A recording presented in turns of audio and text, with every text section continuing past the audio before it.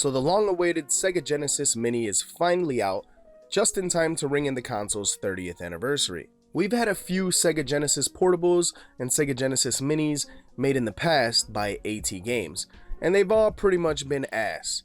But has Sega in fact brought the Genesis back to its former glory? We're gonna find out. So I'm just gonna go ahead and dump out all the contents of the box, and we're gonna go over what comes with it one by one.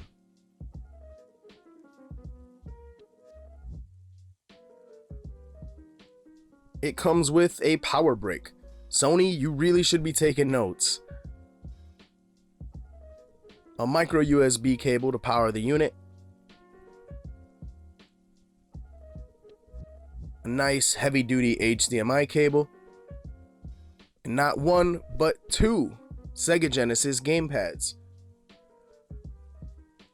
These are really nice and feel just like the original. My only issue is, I really wish they had gone with the 6-button design for the packaged controllers. But I guess you can always buy them separately. And we have the Sega Genesis Mini itself. And my goodness, is this thing awesome. This thing totally wipes the floor with anything else that's come out previous from AT Games. This is very nice. What really made the Sega Genesis design so great is that we really hadn't seen anything like it before. Compared to any 8-bit console or 16-bit console even after it, it really has its own aura. And Sega really did a good job compressing this into a small nostalgic package. Not only does this thing have the Genesis chiseled good looks, Sega made sure that every feature was still intact. Every switch, lever, and button actually moves. And in the case of the on-off and the reset button, are still functional. Small details like the cartridge slot, the expansion port on the bottom, and even the headphone jack in the front are non-functional but still present on the Sega Genesis Mini. A fine touch, if I say so myself. The 3-button controllers that come packaged with the Sega Genesis Mini feel every bit as good as the originals. If not, maybe even a little bit better. All in all, this thing gets an A+ in terms of looks and design. But how well does it emulate the games? As soon as I turned this thing on, I already knew it was going to be a completely different experience from anything that AT Games had made before it. The design of the interface, the choice in box art, and that custom musical score were all so good. Let's take a moment and just enjoy this awesome musical score for a second.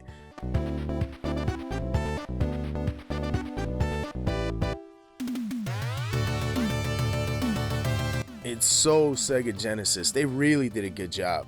First game I tried was Ghouls and Ghosts, and it ran outstanding.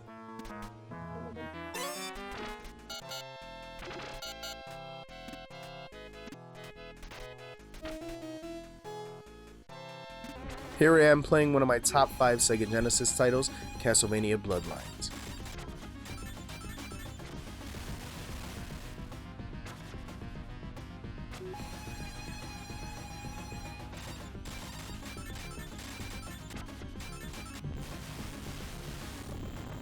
While playing Comic Zone, which is actually my all-time favorite Sega Genesis title, it hit me.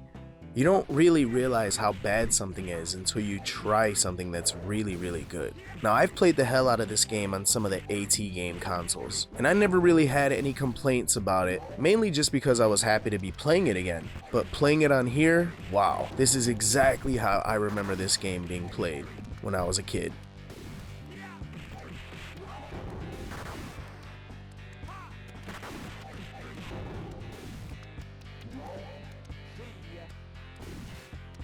Definitely had to play some Sonic the Hedgehog, and it runs perfectly fine on this console, as it should.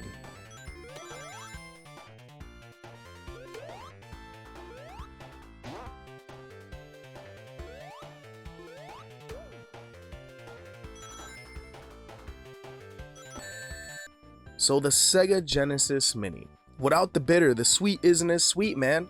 AT Games has made so many crappy Sega clones that finally having a good one, it's one hell of an experience. Now maybe part of me is fanboying out because during the 16-bit era I was more of a Sega fan.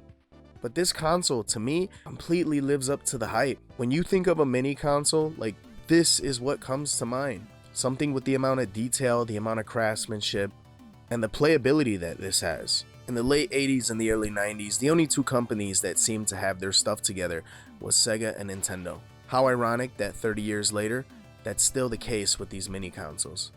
As always, links to everything in the description below. Until next time, this is Ness, signing out.